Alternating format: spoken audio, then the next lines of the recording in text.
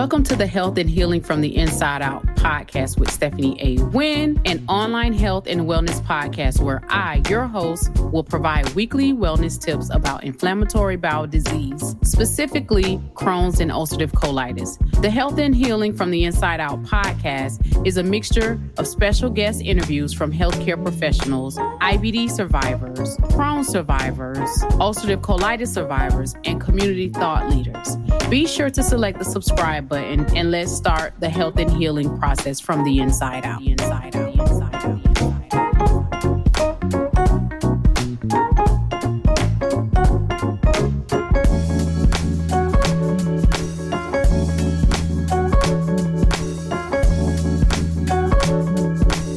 We are back for another episode of the Health and Healing from the Inside Out podcast. I am your host, Stephanie A. Wynn, and today's topic is navigating IBD flare-ups and managing the ups and downs of, IBD. So we're going to get right into it, but before we get into it, I like to talk about the renewing of your mind. To start the healing process, it starts with your mind. You have to know in your heart you can heal. Like, you can feel better. And I know sometimes with dealing with IBD, it feels horrible. Like, you want to just feel better. And so I'm super excited because I want to explain what the flare-ups look like, what they feel like. It does get better. I promise it does get better. You just have to, get in tune with your body. So we're going to get started. Living with inflammatory bowel disease, it can be, it's a challenging journey to say the least. It has its ups and downs. And one of the most difficult aspects of IBD, inflammatory bowel disease, is experiencing flare-ups. And so you may be saying, well, what are flare-ups? Flare-ups is like when symptoms worsen and can significantly impact your quality of life. So you may be, active, and then all of a sudden you can't, it's like you've ran out of gas, and you can't go any further, but there's pain with that, right? So in this episode, I will discuss what IBD flare-ups are, their common triggers, and the effective strategies to manage and cope with them. So whether you are newly diagnosed with IBD, Crohn's disease, or ulcerative colitis, or you have been living with it for a while, understanding and effectively managing your flare-ups is essential for maintaining your overall well-being. So our goal is to really have a good quality life when dealing with IBD. IBD does not have to be your end-all, be-all. So let's talk about, what is IBD flare-ups? What are the flare-ups? Having flare-ups, it may be let's say you are in remission, and then all of a sudden you have a flare-up. You have to understand the nature of the flare-ups and how they differ from, periods of remission. So if you are going from not having flare-ups until one day you just have a flare-up, there could be something going on. Maybe your body is telling you something, hey, something's happening. So that's why it's important to really get in tune with your body, specifically when you are battling inflammatory bowel disease. So when we talk about the types of IBD, that's ulcerative colitis and Crohn's disease. And these are the two primary forms of IBD that both can result in flare-ups. So they both, you can have a flare-up if you're diagnosed with either one, right? So some of the common triggers of IBD flare-ups, number one is your diet and nutrition. Maybe there are certain foods and dietary habits that may trigger your flare-up. So that could be high-fat foods, spicy foods, excessive alcohol or caffeine consumption. Stress is the culprit. I'm a truly believe that. I'm just going to be honest with you. I truly believe that stress is the culprit to these IBD flare-ups. You have to put boundaries around your family, friends, and things, people, places, and things. And sometimes if you don't, then it will continue to rear its ugly head. So whatever is, you have to explore the impact of stress. Where is it coming from? Who's causing me the most stress? You got to get rid of it, right? Anxiety and emotional factors on IBD symptoms. So for example, maybe you're anxious about something. Maybe something's coming up. Maybe you're celebrating something. Maybe you got to take a test. Maybe you're in school. Maybe you have kids that are, adolescents, or, they're about to become adults. I know when I was raising my sons, like, I worried a lot with them. Like, I worried myself sick sometime because when I dropped them off, I worried that, what if they don't come back? Like, I had to, like, cast down those thoughts because worrying makes you sick. That just adds stress and dis-ease to your body, right? So again, you got to explore where the stress is coming from. And then you have to create a game plan of how you're going to manage your stress levels. I'll give you an example. Like, I had taken on helping my family with a family member, and it became too much for me. And I went into a flare up, like a complete flare up. Like, I was hospitalized. I was in ICU. And so I knew, like, I can't do that. I can no longer take on this. And so you have to say, hey, you know what? I got to put these boundaries up. It may hurt some people's feelings, and that's okay. But you have to guard your heart. You have to guard your mind, body, and spirit. You have to do that in order to reduce these flare-ups, right? Now, number 3, medication and treatment. So maybe your dosage, or maybe you're on biological medication. Maybe you have tried something new that is affecting your flare, like you're having more flare-ups. Then, maybe your doctor need to look at your medication, because if it's not working, you need to not continue to take the medication if it's not working for you. So getting with your healthcare team and understanding, like, what it is that's happening with your body, and then going from there, right? So the medication and treatment is another trigger to flare-ups, right? Your environmental factors, your air quality in your home, like certain chemicals. So for example, if you have, like, I used to have plug-ins in my house, so I remove those. Aerosol sprays, I remove those. Like certain, like, detergents I don't use anymore. Like, I completely remove certain things out of my household because they were causing me more harm. Like, they were really toxic.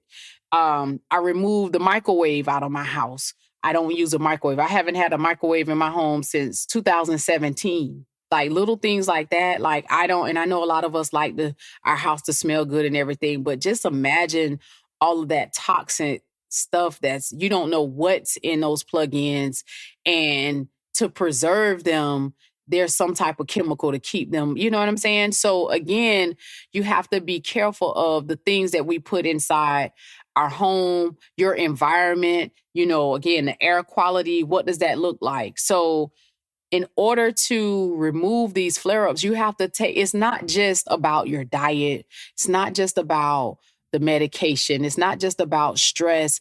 Like, your environment is so critical to all of this as well. We have to make sure that you are looking at this from a different lens, instead of, like, worrying, like, hey, just look at it from a different lens. Okay, do I have these things in my home that causes, other issues, right? So I want you to recognize the signs and symptoms of IBD flare-ups. So let's talk about that. You may have abdominal pain. You may have diarrhea, you may have rectal bleeding, fatigue, and weight loss. And maybe you have nausea, you're vomiting, and you're going to the bathroom a lot of times, right? And so when you're losing that much fluid, like you're going from both ends, and you're not replenishing them, like you're low on electrolytes, you need to get fluids. And I know for me, that's what happened to me. Like, I got really low on electrolytes. I mean, I even tried the Myers cocktail fluid, and then the very next, like, it was so rough for me at that time. Like, that didn't even I had to go to the emergency room because I knew I needed more than just a bag of fluids. I needed more than just a bag of fluid. I needed to get like antibiotics. And once they did the test, they found other things going on with me. So again, like we have to really, really focus on our body and knowing the signs and the symptoms of these flare-ups. You have to make sure that you understand, like, okay, I'm having abdominal pain that I normally don't have. I'm going to the bathroom a lot. I mean, I remember here recently, like I went to the bathroom like 12 times in one night. Like, and so my heart rate was pounding. So I wasn't sleeping good. And when your heart is high, there's something going on. You either low in potassium, something's going on with your heart. Like, you got to get the help that you need. And you have to understand those signs and symptoms and don't wait to get help. Immediately, when you start seeing those first signs, it's time to do something. It's time to, hey, call the doctor. Hey, listen, I'm having these symptoms. I need to come in to be seen. Or you need to go to the nearest emergency room. Like, again, recognizing these symptoms is going to help you with, your flare-ups and understanding like what's going on with your body. Now, let's talk about coping and managing the flare-ups. When we talk about coping and managing the flare-ups, when you manage the flare-ups, when you've gotten to the point of where you've gotten your electrolytes back up, you've gotten, you've gone to the doctor, they've seen you, you've gotten fluids, you've gotten maybe antibiotics, maybe you've had to take certain medications to get you back on track. Now, after you've gotten back stable, right? Now you have to manage your body better. Like, how are you doing that? Maybe the medication they gave you included anti-inflammatory drugs, immunosuppressants, and biologics. So maybe you're already on a biologic and that biologic is helping you manage the flare-ups. So that's one of the things that you want to think about. Like, how am I managing this? How am I coping with this? And coping with any chronic diagnosis is going to require that maybe you need to see a therapist. It's okay, because I had to do that, right? I went to see a therapist. I had a counselor that I would talk to all the time because that's the only thing that will help me get through this diagnosis, right? And also the next thing is maybe you need to do lifestyle modifications, right? Maybe your diet and nutrition, and that includes diet and nutrition, stress management, techniques, regular exercise, and sufficient sleep. Sometimes we're not sleeping, and sometimes we're not sleeping because of this condition. Sometimes it keeps you up, right? And you also, like I said, seek support from your therapist. Remember, your family and friends, they're not your therapist. So you want to make sure that you get the right therapist that can help you get through this diagnosis, and not only get through it, but understand how to cope with certain things that life may throw at you, right? So there may be support groups. I used to be a part of this Crohn's support group, and I stopped going to it because sometimes, and you have to vet these groups, because sometimes it's a pity party. Woe is me, I'm sick, I'm ill. And I don't like being in those environments, because what that does, that just magnifies the problem. I need to be in an environment that is of positive energy. Like, we're speaking healing, health and healing, right? It's not, oh, I'm sick, oh, I'm in pain. I get it. I get it. We know that oh so well, right? So you want to make sure, like, once you're going through all of this, like, really ask yourself, have I done everything that I can do to avoid these flare-ups, right? I know that, healthcare has changed a lot over the years. It has really changed. And you want to make sure that with your healthcare providers, that you communicate well with your physician. So your primary care physician, your gastroenterologist, maybe you have an IBD specialist, maybe you have a mental health therapist on your team. You want to make sure that you're communicating with everybody. Everybody's on the same page, right? And that you're effectively communicating, and you are highlighting the significance of the issue that you're having. Like, you got to make sure you talk to them about that, right? So that you can reduce the frequency of the flare-ups. Like, we have to all be on the same page so that you can heal, right? So we talked about a lot during this episode. We talked about, seeking support, communicating with your provider.